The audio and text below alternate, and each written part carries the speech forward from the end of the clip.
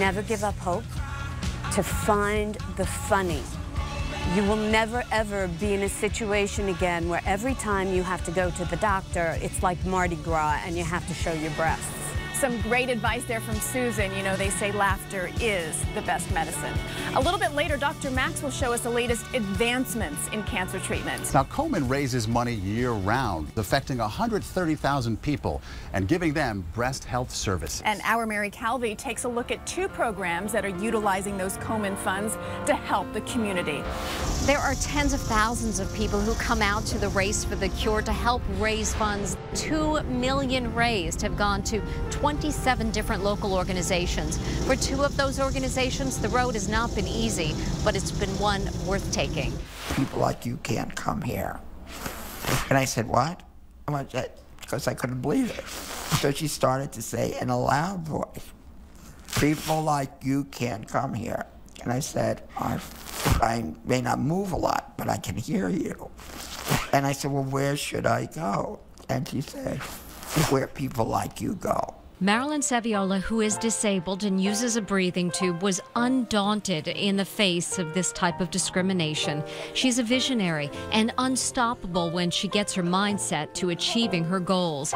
With the help of Independence Care System, where she works, and funding from Komen, she has made huge strides in helping women with physical disabilities gain access to mammograms. While the rate of breast cancer occurrence is similar for disabled women as able-bodied women, the lack of early detection for the disabled has led to a higher death rate. If we don't go to have our mammograms, people lose their lives, and unfortunately, more disabled women than you know.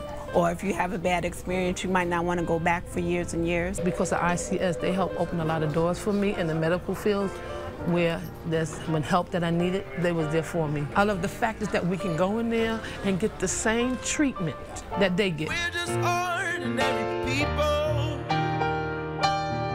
We don't know which way to go. Someone once described this program, the little program that could. None of this could have been done without the Komen support. Marilyn is very tenacious, and if she wants to get something done, she's going to get it done. We got the first funding in 2008, and we have facilitated almost 350 mammograms, and that's not including the follow-up appointments for any members that had positive findings and needed further diagnostic treatment. A modest grant from Komen was all it took to launch the breast cancer screening project for women with physical disabilities.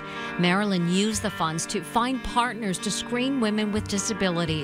They trained medical personnel in how to administer mammograms, hired nurses to help get proper tests done, and patient advocates to set up appointments. Then in 2012, ICS and the New York Lawyers for the Public Interest were able to get the City Council to allocate $5 million over 2 years to city hospitals to modify their equipment and facilities to enable them to do screenings on women with disabilities.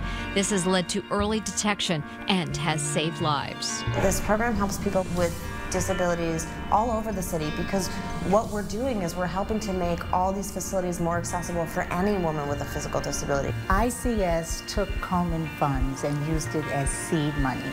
They used the money that we gave them and created additional programs, model programs based on the Komen funded program. I'm not tainted enough to believe that people don't care. They're not aware. And what this program has done is giving us a vehicle to educate people, inform people, and it could not happen without the continuous funding from Komen. Another Komen grantee is God's Love We Deliver. They've been delivering nutritious meals to New Yorkers who are too sick to cook for themselves for the past 29 years. They started their nutritional care for women living with breast cancer program 7 years ago. The meals are specifically tailored for each individual breast cancer patient to enhance their treatment and manage the debilitating side effects. We have 6 registered dietitians who work with us, and they talk with every single one of our clients. They are then able to figure out what will be the right meal for that person. We speak with each patient. We do a full nutrition assessment. We also have notes, medical notes from their physician or nurse practitioner, so we know what medications they're taking, what kind of treatment, if they have any other illnesses in addition to cancer, like diabetes or HIV, so we know if there's any other nutritional needs that they may have. They told me to eat healthy, and the meals will make me feel better, and they're more healthier for me when I eat the meals. The meals are provided to the patient, their entire family, and caregivers, all free of charge. It targets women living in ethnically diverse and low-income communities. The program also entails a comprehensive nutritional education program for anyone in need in the community.